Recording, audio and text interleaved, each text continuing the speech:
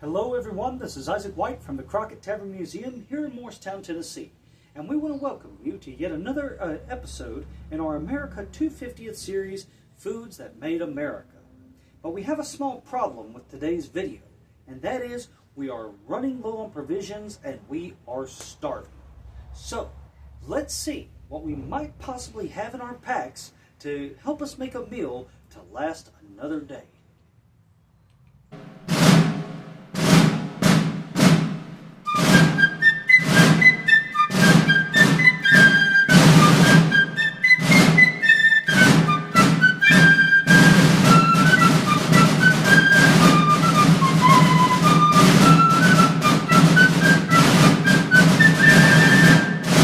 Before we use what provisions we can find to start cooking, we do have to stop for a moment and take a look at some of the worst accounts of the starving time as related to us by the people who lived through it, the American soldiers.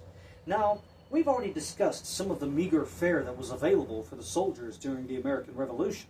And just when you think it couldn't get any worse, it does. Now, with today's episode, we're going to be yet again returning to the journal of Private Joseph Plum Martin, a soldier in Washington's army, wherein he states that the army marched for the Valley Forge in order to take up our winter quarters. We were now in a truly forlorn condition. No food, no clothing, no provisions, and as disheartened as need be. But we were now absolutely in danger of perishing, and that too in the midst of a plentiful country. We then had but little and often nothing to eat for days together, but now we had nothing and saw no likelihood of any betterment of our condition. Fatigue and thirst, joined with hunger, almost made me desperate. I felt at that instant as if I would have taken victuals or drink from the best friend I had on earth by force. Now, Martin fed on what was at hand, and he delighted when he was able to get anything to eat at all. But in many cases, there was no food to be had, no food to be found. And we see, he says this here, we had nothing to eat for 2 or 3 previous days, except what the trees of the fields and forest afforded us. About noon we halted an hour or two, and I went a little way into the fields, where I found a black walnut tree. I cracked and ate all I could find till I was satisfied. He later goes on to state that I do solemnly declare that I did not put a single morsel of victuals into my mouth for 4 days and as many nights, except a little black birch bark. Folks, this is probably when you think you've hit rock bottom, but just wait, because it gets worse. As time went on, of course, as Martin states, there were days where they had nothing to eat whatsoever, and he felt that if there was any food to be had and it was in the possession of his friend, he would have fought him or taken the victuals by force just so he could try and have a mouthful of food.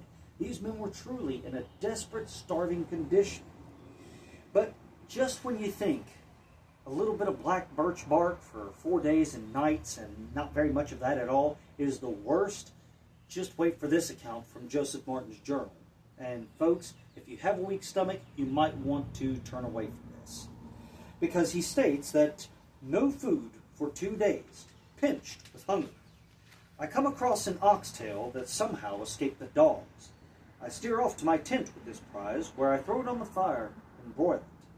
It's not long in my stomach before it starts to show a great inclination to be set at liberty again. I become more and more willing to listen to its request, and with tears at parting with what I thought was my friend, I give it a discharge. Folks, if that doesn't bring a tear to your eye to think about what these men went through, just to try and get a mouthful of food while also trying to fight for our independence, I don't know what will. But, nonetheless, we're not going to be cooking rotten oxtail today. So why don't we go ahead and take a look at what provisions that I've been able to find in my pack so we can see what's on the menu and see what is going to help us get through to the next day. So today's dish comes from a particular passage of Joseph Martin's journal wherein he states that around the time of the Thanksgiving, the only rations that were meted out was a gill of rice and a tablespoon of vinegar. Now, of course, that's what we have today. For those of you who don't know, a gill of rice amounts to about a quarter cup. We have our tablespoon of vinegar in here. To add a little extra flavor, we have just a little bit of lard that we've been able to save from the butcher.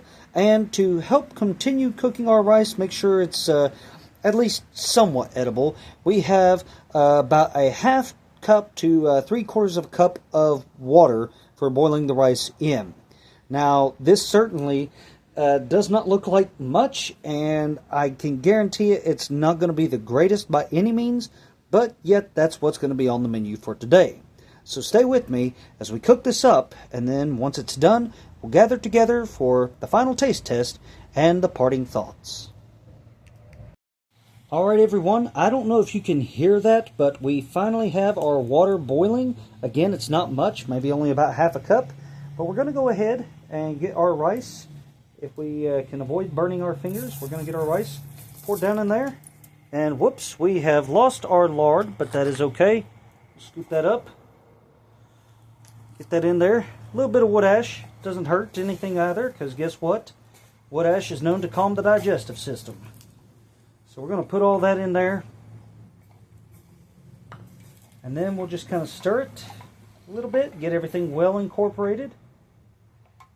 And of course that'll have to bring itself back to a boil, but the last ingredient that we have is our tablespoon of vinegar, which in many cases for the soldiers during the American Revolution, when salt was not to be had, vinegar was the go-to. It provided that saltiness, that tanginess, acidity that some people really love to look forward to, and also vinegar helps to replace electrolytes. So that reminds me, if you guys want to learn, especially with as hot as this summer has been, if you want to learn about a nice little energy drink from the 18th century to replenish your electrolytes and keep you hydrated, let me know in the comments if you want to see that video. But now, here goes the vinegar. And there we go. We're just going to stir it around a touch.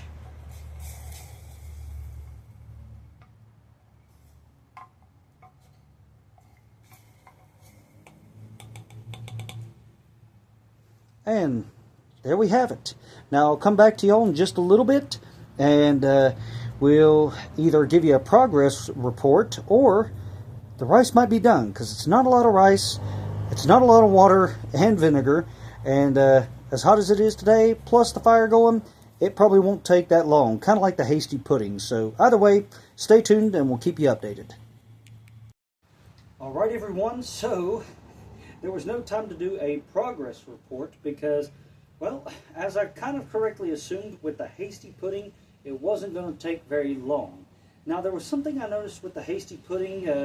The cornmeal there did cook up pretty quickly and only occasionally had a few tough kernels that I was chewing on.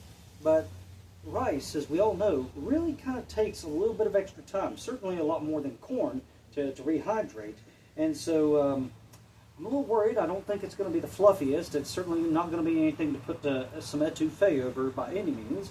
So if you can see here, this is what we have. And I mean, that's it. It's just rice, vinegar, a little bit of fat. And I'm going to tell you, I like rice. I like vinegar in certain things.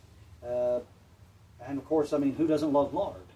But I don't know. I'm not sure how this is going to turn out. So there's only one thing for it, and that is to taste it, and let's see.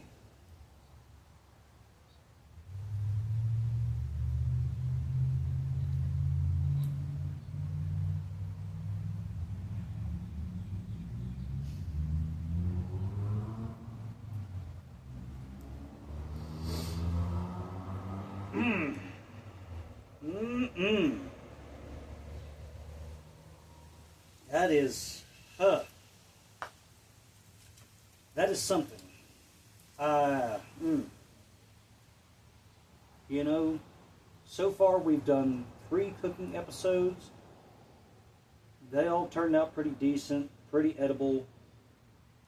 This one here is by far the worst. And I get it. That kind of fits with the whole theme of the video. Is we're looking at what the soldiers were forced to resort to eating when their rations ran low, or this was all they got. I mean, necessity is the mother of invention, but this is not a great invention by any means. So, well, I'll tell you one thing, if that doesn't make you appreciate what these men had to go through, these starving times, the foods they had to consume, I really don't know what will. Hopefully, you'll come away at the end of this series with an appreciation and understanding of the sacrifice these folks made to gain our independence. So, if you are a nutcase like myself and you wish to try this recipe, then by all means, go ahead. I won't stop you, but I'd love to see your reactions or hear about them if you do try this out. So, either way, that being said, this concludes today's video, and as always, we want to thank you for coming along, following us on Facebook and YouTube. Your support is greatly appreciated, and I really do hope you enjoy what we do, because why am I putting myself through this? But with that being said, ladies and gentlemen, this concludes today's video. We thoroughly hope you've enjoyed it, and we want you to keep following along, because we do have one more video for our mini-series celebrating America's 250th birthday, and that will be uploaded the Friday after this. So with that being said, this concludes today's episode, and we want to thank you all again so much for coming along, and until we talk to each other again, this is Isaac White from the Crockett Tavern Museum, signing off for now, saying goodbye, and God bless.